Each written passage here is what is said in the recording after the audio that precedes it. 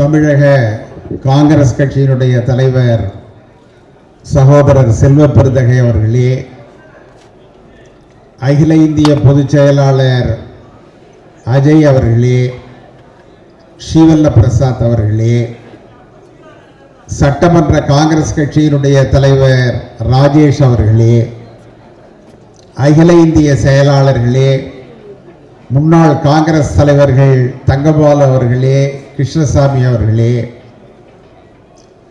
நாடாளுமன்ற உறுப்பினர்களே, சட்டமன்ற உறுப்பினர்களே, மாவட்ட காங்கிரஸ் தலைவர்களே மற்றும் உள்ள தோழர்களே, நாடாளுமன்ற தேர்தலில் வெற்றி பெற்றிருக்கிற நம்முடைய நாடாளுமன்ற உறுப்பினர்களுக்கு என்னுடைய வாழ்த்துக்களை நான் தெரிவித்துக் கொள்கிறேன். அதே போல ஒரு சட்டமன்ற தொகுதியில் இடைத்தேர்தலை சந்தித்திருக்கிற நம்முடைய சட்டமன்ற உறுப்பினருக்கும் என்னுடைய வாழ்த்துக்களை நான் தெரிவித்திருக்கிறேன். நண்பர்களே, இந்த கூட்டம் ஒரு அற்புதமான கூட்டம். ஏறக்குறைய தமிழகத்திலிருந்து எல்லா பக்கங்களிலிருந்தும் நம்முடைய பிரதிநிதிகள் இங்கே வந்திருக்கிறார்கள்.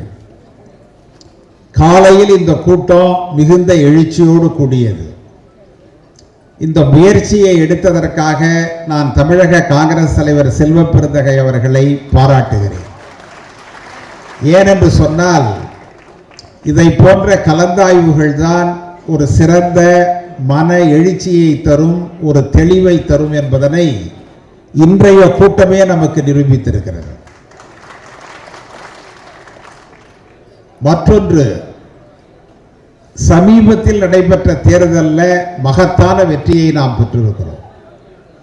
இதுவரை வரலாறு காணாத வெற்றி. காங்கிரஸ் கட்சி நின்ற 10 இடங்களிலும் நாம் வெற்றி பெற்றிருக்கிறோம். செல்வ பெருந்தகை தலைவராக இருக்கிற பொழுது அந்த வெற்றி கிடைத்திருக்கிறது. எனவே அதற்காக அவரையும் நம்முடைய தோழர்களையும் நான் பாராட்ட கடமைப்பட்டிருக்கிறேன். அதே போல தமிழகத்தில் 40 தொகுதிகளிலும் நாம் வெற்றி பெற்றிருக்கிறோம். அதற்கு பிரதான காரணம் நம்முடைய தலைவர் ராகுல் காந்தி அவர்களும் திராவிட முன்னேற்ற கழகத்தினுடைய தலைவர் ஸ்டாலின் அவர்களும் தான் என்பதனை மறுக்க முடியாது. அவர்கள் 2 பேருடைய கடுமையான உழைப்பு, தெளிவான சிந்தனை, இந்த கூட்டணியை அமைத்து அதை வழிநடத்தி சென்ற விதம், தேர்தலை அவர்கள் எதிர்கொண்ட விதம், இவைகளெல்லாம் மிகவும் அற்புதம். அதனால்தான் இந்தியாவிலேயே தமிழகத்தில் மட்டும் 100க்கு 100 இடங்களில் நாம் வெற்றி பெற்றிருக்கிறோம். அதுதான் நம்முடைய கூட்டணியினுடைய மகத்தான சாதனை. ஏன் இந்தியாவில் பிற மாநிலங்கள் அந்த வெற்றியை ஈட்ட முடியவில்லை? தமிழகத்தில் மட்டும் எப்படி ஈட்டி இருக்கிறோம்? நம்முடைய சிந்தனைக்குடைய கேள்வி இது. நீங்க சிந்திக்கணும். நாம இதை பற்றி நமக்குள்ளாரையே பேசணும். இதில் இருக்கிற சாதக பாதக அம்சங்களை நாம் பேச வேண்டும், யோசிக்க வேண்டும். அப்படி யோசித்தால் ஒரு தெளிவு பிறக்கும். நண்பர்களே, எல்லாவற்றையும் விட ஒரு சந்தோஷமான செய்தி நமக்கு இந்த தேர்தலில் கிடைச்சிருக்கு. நாம 100 இடங்களில் வெற்றி பெற்றோம் என்பதை விட, பாரதிய ஜனதாவால் ஒரு சுயமான ஆட்சி அமைக்க முடியவில்லை என்பதை விட மகிழ்ச்சியான செய்தி இருக்கிறது. அந்த செய்தி என்ன? அயோத்தியில நாம வெற்றி பெற்றிருக்கிறோம், அவர்கள் தோல்வி அடைந்திருக்கிறார். நீங்க இது இந்தியாவிற்கான செய்தி அல்ல, உலகத்திற்கான செய்தி. வாரணாசியில நம்முடைய வேட்பாளர் ஏறக்குறைய 10 மணி நேரம் மோடியை பின்தங்க வைத்திருக்கிறார். இதுவும் நமக்கு கிடைத்திருக்கிற வெற்றி. ஏன்னா இது ரெண்டுமே சாதாரண விஷயம் அல்ல. 2 அரசியல் கட்சிகளுக்கிடையே ஏற்பட்ட போட்டி அல்ல இது. 2 சித்தாந்தங்களுக்கிடையே ஏற்பட்ட போட்டி.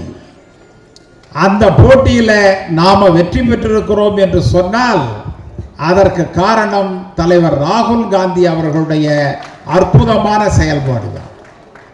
நீங்க ஒண்ணுமே இல்லை, ஒரு 2 மணி நேரமா இந்த கூட்டம் நடந்தது. எவ்வளவு வாத பிரதிவாதங்கள்! நாம செய்ய போறது ஒண்ணும் கிடையாது கடைசியில. ஆனா வாத பிரதிவாதங்களுக்கு அளவே இல்லை, அவ்வளவு.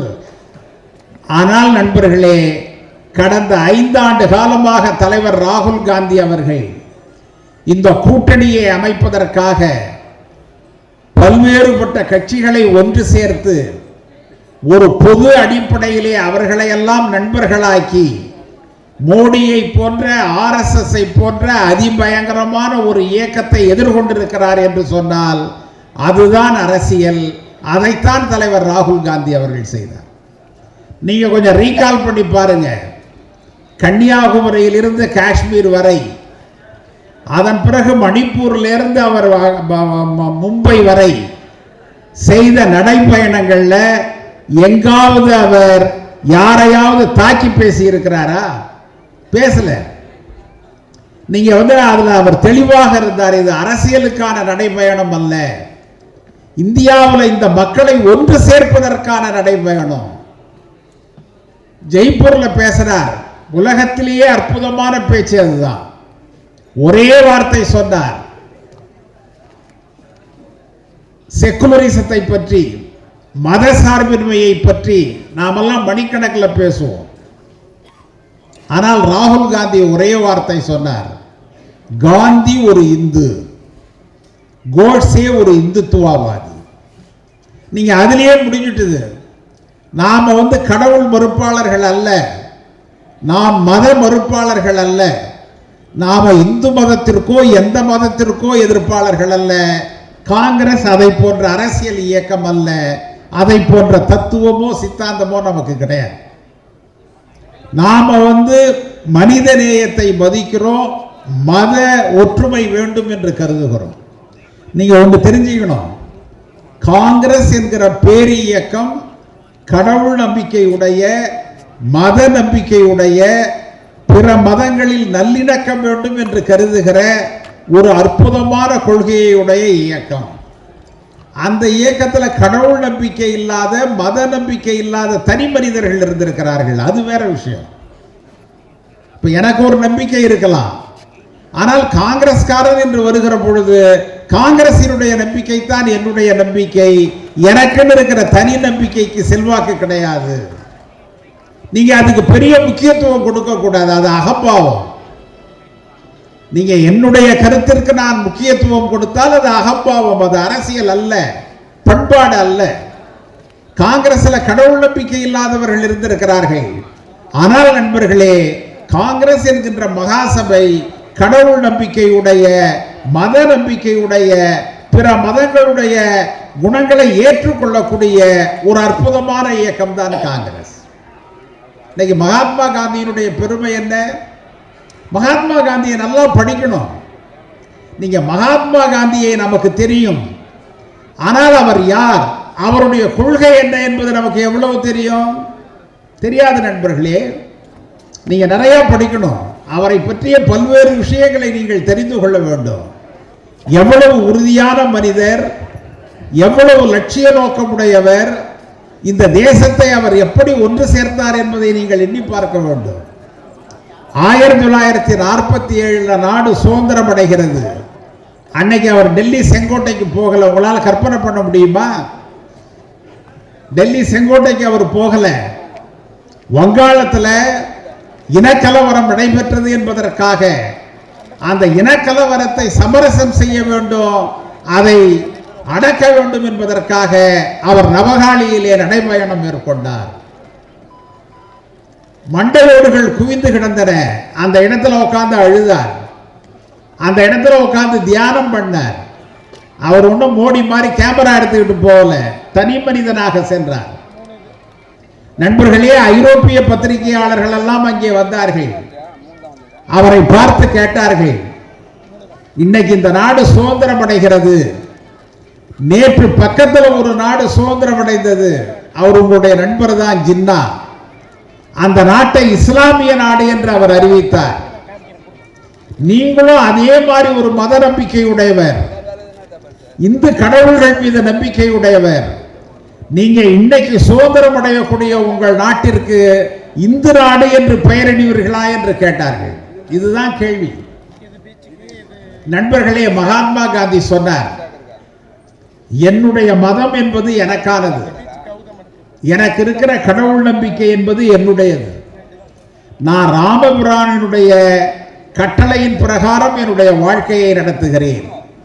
அவர் சொன்னா நடக்கிறேன், அவர் சொன்னா உறங்குகிறேன், அவர் சொன்னா உணவு உண்கிறேன். எனக்குன்னு எதுவும் கிடையாது, எல்லாமே எனக்கு ராமபுரான் தான். ஆனால் அதெல்லாம் எனக்குத்தானே ஒழிய என்னுடைய பக்கத்து வீட்டுக்காரர் மீது அதை நான் திணிக்க மாட்டேன் என்று அவர் சொன்னார். அதனால என்னுடைய நாடு என்பது மத சார்பற்ற நாடாகத்தான் இருக்கும். யார் சொன்னார்? காந்தி சொன்னார். நண்பர்களே, காரல் மார்க்ஸ் சொல்ல, பெரியார் சொல்ல, டாங்கே சொல்ல, கடவுள் நம்பிக்கையுடைய மகாத்மா காந்தி, மத நம்பிக்கையுடைய மகாத்மா காந்தி சொன்னார், என்னுடைய நாடு மத சார்பற்ற நாடாக இருக்கும். இந்திய எல்லைக்குள் வாழ்கிறவர்கள் எல்லாம் இந்தியர்கள் என்பதை தவிர அவர்கள் வேறு மதத்தவர்கள் என்றோ, வேறு ஜாதிக்காரர்கள் என்றோ, வேறு மொழிக்காரர்கள் என்றோ நான் பார்க்க மாட்டேன் என்று சொன்னார். யாரால சொல்ல முடியும்? நண்பர்களே, அன்றைக்கு ஆர்எஸ்எஸ்ஸிற்கும் காங்கிரஸிற்கும் இருந்த பெரிய பிரச்சனை இதுதான். இந்த தேசத்தை ஆர்எஸ்எஸ் கைப்பற்ற வேண்டும் என்று கருதினார்கள். இந்த நாடு சுதந்திரம் பெறுகிற பொழுது தங்களிடம் இந்த சுதந்திரத்தை கொடுக்க வேண்டும் என்று அவர்கள் விரும்பினார்கள். அவர்கள் உயர் ஜாதிக்காரர்களாக இருந்தார்கள், செல்வாக்கு மிக்கவர்களாக இருந்தார்கள். ஆனால் நண்பர்களே, காந்தியினுடைய அந்த பரிசுத்தம் அதை தடுத்தது. காந்தியினுடைய கைக்கு சுதந்திரம் வந்தது. எனவேதான் அவர்கள் முடிவு செய்தார்கள், காந்தியை அப்புறப்படுத்தினாலே ஒழிய இந்தியாவில் நாம் எழுச்சி பெற முடியாது என்று சொல்லி அவரை அப்புறப்படுத்தினார்கள். அப்புறப்படுத்துறதுன்னா என்னன்னு உங்களுக்கு தெரியும். நீங்க இவ்வளவு பெரிய கொள்கை பின்புலம் உடைய ஒரு கட்சி காங்கிரஸ் கட்சி. இது ஒன்று சாதாரணமா பதவிக்காக வந்ததல்ல, இதற்கு ஒரு பின்புலம் இருக்கிறது. இதை புரிந்து கொண்டுதான் நம்முடைய அன்பு தலைவர் ராகுல் காந்தி அவர்கள் இந்த அற்புதமான நடைமுறையை கொண்டு வந்தார். நீங்க அந்த ஸ்ட்ராட்டஜி தான், ராகுல் காந்தி செஞ்ச அந்த ஸ்ட்ராட்டஜி தான் ரொம்ப முக்கியம். இவ்வளவு கட்சிகளை ஒன்று சேர்த்தார், ஆனால் தன்னை முன்னிலைப்படுத்திக் கொள்ளவில்லை. இவ்வளவு கட்சிகளை ஒன்று சேர்த்தார், காங்கிரஸை முன்னிலைப்படுத்தவில்லை, மற்ற கட்சிகளை முன்னிலைப்படுத்தினார். நண்பர்களே, நமக்கும் பொது உடைமை கட்சிக்கும் எவ்வளவு வித்தியாசம் இருக்கிறது. இன்னைக்கு லிபரலைசேஷன் என்று சொல்லக்கூடிய தாராளமயமாக்கத்தை கொண்டு வந்தவர்கள் நாம். ஆனால் இதற்கு கடும் எதிர்ப்பாளர்கள் கம்யூனிஸ்டுகள். இன்னைக்கு நாமும் அவர்களும் ஒன்றாக இருக்கிறோம். மம்தா பானர்ஜிக்கு நமக்கு எவ்வளவு வித்தியாசம் இருக்கிறது. நாமும் அவர்களும் ஒன்றாக இருக்கிறோம். இதை விடலாம் மகாராஷ்டிரம், சிவசேனாவிற்கும் நமக்கும் எவ்வளவு பிரச்சனை இருக்கிறது. ஆனால் நாம ஒன்றா இருக்கிறோம். தமிழ்நாட்டில் திராவிட முன்னேற்ற கழகம், மறுமலர்ச்சி திராவிட முன்னேற்ற கழகம், விடுதலை சிறுத்தைகள், நமக்குள்ளார ஏராளமான வேற்றுமைகள் இருக்கின்றன. ஆனால் நாம் ஒன்றாக இருக்கிறோம். எதன் அடிப்படையில் இருக்கிறோம்? பதவியை பிரித்துக் கொள்கிற அடிப்படையில் அல்ல. நல்லா நீங்க புரிஞ்சுக்கணும். மத சார்பின்மை என்கின்ற நேர்கோட்டில் இந்த கட்சிகள் எல்லாம் ஒன்று சேர்ந்திருக்கிற காரணத்தினால்தான் இந்த மகத்தான வெற்றியை நம்மால் பெற முடிந்தது. இல்லைன்னா இதை பெற்றிருக்க முடியாது. ஏன்னா பணம் கொடுத்து வெற்றி பெற விஷயமா அது 40 தொகுதிகளிலையும் பரப்புரை என்பது கொள்கை ரீதியாக இருக்க வேண்டும். சிந்தித்து ஒரு முடிவெடுத்து அந்த முடிவை நாம் நடைமுறைப்படுத்த வேண்டும். திடீர்னு ஒரு முடிவு எடுத்துட்டா நடக்காது. சிந்தித்து முடிவெடுக்க வேண்டும். சிறு குழுக்களிடம் அதை பேச வேண்டும். நம்முடைய கருத்தை அவர்களிடம் சொல்ல வேண்டும். அதன் பிறகு அதை நடைமுறைப்படுத்த வேண்டும். இதைத்தான் ராகுல் காந்தி செய்தார். அதனாலதான் மோடியை கொஞ்சம் கொஞ்சமாக குறைக்க முடிந்தது. இல்லை என்றால் முடிந்திருக்காது. ஏன்னா ஆர்எஸ்எஸ் வலிமையான இயக்கம். இன்றைக்கு இவ்வளவு பெரிய வெற்றியை நம்மால் எப்படி பெற முடிந்தது என்றால் அந்த அரசியல் நடைமுறைகள் தான். நண்பர்களே, நம்முடைய நண்பர்கள் வலிமையானவர்களாக இருக்கிறார்கள் இந்தியா முழுவதுமே. இல்லைன்னா நாம் இதை செஞ்சிருக்க முடியாது. இன்றைக்கு நீங்க மராட்டியத்தில் நாம் பெற்றிருக்கிற வெற்றி என்ன சாதாரண வெற்றியா? உத்தரப்பிரதேசத்தில் நாம் பெற்றிருக்கிற வெற்றி என்ன சாதாரண வெற்றியா? நீங்க இங்கெல்லாம் ஆர்எஸ்எஸும் பாரதிய ஜனதாவும் எவ்வளவு வலிமையான இயக்கங்கள் என்பது உங்களுக்கு தெரியும். ஆனா அங்கேயே நாம் பொறுமையாக இருந்து ஒரு கூட்டணியை அமைத்து இன்றைக்கு பாரதிய ஜனதாவை நாம் வீழ்த்துகிறோம் என்று சொன்னால் காங்கிரஸ் கட்சியினுடைய அரசியல் தலைமை அவ்வளவு அற்புதமாக செயல்பட்டிருக்கிறது. இன்னும் சொல்ல போனா கூட்டணியில ஒரே சுற்றுல பேச்சுவார்த்தை முடிந்தது என்று சொன்னால் அது தமிழ்நாட்டில் தான். நீங்க நான் தலைவராக இருக்கிற பொழுது ஒரு முறை சென்றேன். அதன் பிறகு செல்வ பெருந்தகை தலைவராக இருக்கிற பொழுது அதை சென்று முடித்து வைத்தார். நீங்க ஒரே சிட்டிங்கில் இந்த கூட்டணி பேச்சுவார்த்தை முடிந்தது என்று சொன்னால் இந்த கூட்டணி எவ்வளவு அற்புதமாக அமைந்திருக்கிறது என்பதை நீங்கள் யோசித்து பார்க்கலாம். இல்லைன்னா முடியாது. நீங்க எல்லோருக்குமே அரசியலில் லாபம் உண்டு. லாபம் இல்லாம எப்படி அரசியல் இருக்கும்? நான் இந்த மேடையில் பேசுறேன்னா எனக்கு ஒரு லாபம் இருக்கிறது, உங்களை எல்லாம் சந்திக்கிற ஒரு லாபம், அல்லது உங்களை எல்லாம் பார்ப்பதன் மூலம் ஒரு மகிழ்ச்சி. அதுதான் அரசியல். எல்லா இடங்கள்லையும் அதுதான், கூட்டணியிலையும் அதுதான். நான் ஒன்றை சொல்லுகிறேன், என்னுடைய அனுபவத்தில் ஒன்றை சொல்லுகிறேன். நாம் வலிமை பெறுவதற்கும் கூட்டணிக்கும் சம்பந்தம் இல்லை. கூட்டணி என்பது வேறு, நாம் வலிமை பெறுவது என்பது வேறு. நான் என்ன சொல்றேன், நாம வலிமை பெறுவதை யார் தடுக்க முடியும்? நாம் வலிமை பெறுவது என்று முடிவு செய்தால் யார் அதற்கு குறுக்கே நிற்க முடியும்? உழைத்தால் தான் உணவு கிட்டும், உழைக்காமல் எப்படி உணவு கிட்டும்? வலிமை பெற வேண்டும் என்றால் நம்முடைய அமைப்பை நாம் பலப்படுத்த வேண்டும். பலப்படுத்தினா உங்களுக்கு இயல்பாக வலிமை வந்து விட போகிறது. எனவே நண்பர்களே, அந்த இலக்கை நோக்கி நாம் பயணிக்க வேண்டும். பல நண்பர்கள் பேசினார்கள், நாம தமிழ்நாட்டில் நமக்குன்னு ஒரு வேர் இருக்கிறது யாரும் இல்லைன்னு சொல்ல முடியாது. 50 ஆண்டு காலமாக பெருந்தலைவர் காமராஜரால் உருவாக்கப்பட்ட வேர் அது. இன்னைக்கு நாம எந்த இடத்திற்கு போனாலும் 500 நண்பர்கள் வருகிறார்கள். அவங்க காசுல நம்ம தங்குறோம், அவங்க காசுல நம்ம சாப்பிட்றோம், அவங்க கார்ல போறோம். ஆனா அவங்களுக்கு எந்த லாபமும் அதுல கிடையாது. ஏன் அவர்கள் செய்கிறார்கள்? அவர்கள்லாம் தேசியவாதிகள் என்பதற்காக செய்கிறார்கள். தேசியத்தின் மீது நம்பிக்கை உடையவர்கள் என்பதற்காக அவர்கள் செய்கிறார்கள். வேற எந்த அரசியல் கட்சிக்கு அந்த பலம் இருக்கிறது? வேற எந்த அரசியல் கட்சிக்கும் கம்பேரிட்டிவா நீங்க ரெண்டையும் ஒப்பிட்டு பார்த்தீங்கன்னா 50 ஆண்டு காலம் ஆட்சியில் இல்லாத எந்த ஒரு அரசியல் கட்சியும் ஜீவிக்க முடியாது. ஆனா தமிழ்நாட்டில் காங்கிரஸால் முடிகிறது. இன்னைக்கே அந்த பலம் இருக்கிறது. நம்மால் பெரும் கூட்டத்தை கூட்ட முடியும். நம்முடைய தலைவர் வருகிற பொழுது அவ்வளவு பெரிய கூட்டம் கூடுகிறதே. எப்படி கூடுகிறது? நாம என்ன செஞ்சோம்? நண்பர்கள் ஓடி வருகிறார்கள், ராகுல் காந்தியை பார்ப்பதற்காக ஓடி வருகிறார்கள். நம்ம 9 தொகுதிகளிலும் எங்கேயுமே ஒரு நெருடல் இல்லாமல் நம்முடைய வேட்பாளர்கள் வெற்றி பெற்றார்கள். எப்படி? அது நமக்கு ஒரு பலம் இருக்கிற காரணத்தினால்தான். ஆனால் நண்பர்களே, அந்த ஆதரவனை அமைப்பு ரீதியாக நாம் மாற்ற வேண்டும். நல்லா நீங்க தெரிஞ்சீங்க, ஆதரவு என்பது வேறு, அமைப்பு என்பது வேறு. வலிமையான அமைப்புடைய அரசியல் கட்சிகள் வெற்றி பெறுகின்றன. ஆனால் வலிமையான அமைப்பு இல்லாத அரசியல் கட்சிகள் வெற்றி பெற முடிவதில்லை. அவர்களுக்கு பெரிய பாப்புலாரிட்டி இருக்கலாம், ஆனா அமைப்பு இல்லாதனால அதை ஓட்டாக மாற்றக்கூடிய சக்தி அவர்களுக்கு இல்லை. அதை நாம புரிந்து கொள்ள வேண்டும். எந்த ஒன்றையும் வாக்காக மாற்றக்கூடிய சக்தியை நாம் பெற வேண்டும். இன்னைக்கு நான் இருக்கிறேன்னா என்னுடைய தெருவில் நான் அதிகமான வாக்குகளை பெற்று தர வேண்டும். எங்க ஊர்ல இல்லை, என்னுடைய வட்டாரத்தில் இல்லை, என்னுடைய மாவட்டத்தில் இல்லை, குறைந்தபட்சம் என்னுடைய தெருவில் அதிகமான வாக்குகளை பெறக்கூடியவனாக நான் இருக்க வேண்டும்.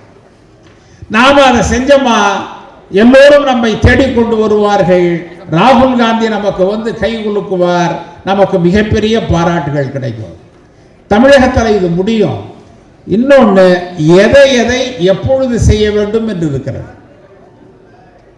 நீங்க முன்பு செய்ய வேண்டியதை பின்பாகவும், பின்பு செய்ய வேண்டியதை முன்பாகவும் செய்வதனால் பலனில்லை. எல்லாத்தையுமே நன்றாக யோசித்து ஒழுங்குபடுத்தி நாம் செய்யலாம். இந்த அமைப்பு ஒரு அற்புதமான அமைப்பு. காங்கிரஸ் கட்சியில தியாகிகள் ஏராளமாக இருக்கிறார்கள். ஒரு அடிப்படையான கொள்கையின் அடிப்படையில் இது இருக்கிறது. நம்முடைய பரப்புரைகள் என்பது அஞ்சாத வகையில் இருக்கணும். ஒரு கருத்தை சொல்வதற்கு யோசிக்க கூடாது. நமக்கு இதுதான் நம்முடைய கட்சி, அது நம்முடைய கட்சியினுடைய கருத்தாக இருக்கணும். நான் திரும்ப திரும்ப சொல்றேன், ஏன் கருத்தா அது இருக்கக்கூடாது, கட்சியினுடைய கருத்தாக இருக்கணும். நான் கட்சியின் கருத்தை தான் சொல்லணுமே ஒழிய என்னுடைய கருத்தை அதிகப்படுத்தி சொல்லக்கூடாது. எனவே நண்பர்களே, அதை நாம் செய்வோம் என்று சொன்னால் நம்மால் வெற்றி பெற முடியும். நீங்க சனாதனத்தை பற்றிய ஒரு பிரச்சனை வந்தது. 2 நிமிஷம். சனாதனத்தை பற்றிய பிரச்சனை வந்த பொழுது என்ன சொன்னார்கள்? என்னிடமே பலர் சொன்னார்கள், சனாதனத்தை பத்தி எல்லாம் ஒன்றும் பேசிடாதீங்க. நான் அவர்களுக்கு சொன்னேன், 25 ஆண்டு காலமாக நான் சனாதன எதிர்ப்பை பேசி வருகிறேன். எப்படி பேசாம இருக்க முடியும்? அது காங்கிரசினுடைய கொள்கை, ஏன் கொள்கை இல்ல. நீங்க சனாதன எதிர்ப்பு என்றாலே பல பேர் தவறாக நினைக்கிறார்கள், ஏதோ இந்து மதத்திற்கு எதிரானது, கடவுளுக்கு எதிரானது. நிச்சயமாக இல்லை. ராமலிங்க சுவாமிகள் 300 ஆண்டுகளுக்கு முன்பு தோன்றியவர், மிகப்பெரிய ஆன்மீகவாதி, இறை நம்பிக்கையுடையவர். அவர் சொன்னார், மதமெனும் நோய் என்னை பிடியாதிருக்க வேண்டும் என்று சொன்னார். மதம் என்பதை ஒரு நோய் என்று அவர் சொன்னார். அதை விட புரட்சியாளர்கள் யாராவது இருக்க முடியுமா? அதை விட சீர்திருத்தவாதிகள் யாராவது இருக்க முடியுமா? சனாதனத்திற்கு எதிரானவர் அவர். சனாதனம் என்பது என்ன? அது ஒரு சான்ஸ்கிரிட் வேர்டு. அதனுடைய பொருள் பழமைவாதத்தை எதிர்ப்பது. பழமைவாதம் என்பது என்ன? விதவை திருமணம் கூடாது என்பது பழமைவாத எதிர்ப்பு. குழந்தை திருமணம் கூடாது என்பது பழமைவாத எதிர்ப்பு. தீண்டாமை கூடாது என்பது பழமைவாத எதிர்ப்பு. இதையெல்லாம் புரட்சியாளர்கள் சொன்னார்கள், சீர்திருத்தவாதிகள் சொன்னார்கள். அதுதான் சனாதன எதிர்ப்பு. ஆனா RSS என்ன செய்யறாங்க? இந்த ஊர்ல ஆளுநர் ரவி சொல்லுகிறார், ராமலிங்க சுவாமி ஆன்மீகவாதி, அவர் சனாதனவாதி, அவர் சனாதனத்தின் மீது நம்பிக்கை உடையவர் என்று சொல்லி அதை அவர்கள் பதிவு செய்கிறார்கள். நமக்கும் RSSக்கும் உள்ள வித்தியாசம் என்னன்னா, அவர்கள் எல்லாவற்றையும் பதிவு செய்கிறார்கள், நாம் மேலோட்டமாக போகிறோம். நாமும் பதிவு செய்யணும். நீங்க அதையெல்லாம் பேசுனதுனாலதான் இன்றைக்கு தமிழ்நாட்டில் நாம 40 சீட்டு வெற்றி பெற்றிருக்கிறோம். நாம் இதையெல்லாம் பேசாம இருந்திருந்தா நமக்கு இவ்வளவு பெரிய வெற்றி கிடைத்திருக்காது. எனவே நண்பர்களே, நான் தேசிய தோழர்களுக்கு சொல்லுவேன், நம்முடைய கட்சிக்கு ஒரு நல்ல புதிய கட்டுமானம் கிடைத்திருக்கிறது. இந்த தேர்தல் வெற்றிக்கு பிறகு ராகுல் காந்தி அவர்கள் இன்னும் பலமாக இந்தியாவிலே வருவார். அவரால் தான் இந்தியா என்பது வலுவடையும். அதற்கு தமிழகத்தினுடைய பங்கும் இருக்கிறது. நாம் எல்லோருமே அமைப்பு ரீதியாக, கட்டுப்பாடாக, ஒழுக்கமாக, ஒரே வார்த்தையில் ஒரே குரலில் முதலில் பேச கற்றுக்கொள்ள வேண்டும். குரல் மாறுபடக்கூடாது. இந்த மைக்கு முன்னாடி எவ்வளவு குரல்கள், அது கூடாது. மாறாக ஒரே விதமான குரல்ல எல்லோரும் பேசணும். அதுதான் ராகுல் காந்தியினுடைய வெற்றி, காங்கிரசினுடைய வெற்றி. நாம் அதை செய்ய வேண்டும். தமிழ்நாடு காங்கிரஸ் கட்சியினுடைய புதிய தலைவர் அதை செய்வார், நான் நம்புகிறேன். எங்களுடைய ஒத்துழைப்பு அவருக்கு உண்டு. என்றென்றும் காங்கிரஸ் இயக்கம் கடுமையாக உழைத்து பலம் பெற வேண்டும் என வேண்டி விடைபெறுகிறேன். நன்றி, வணக்கம்.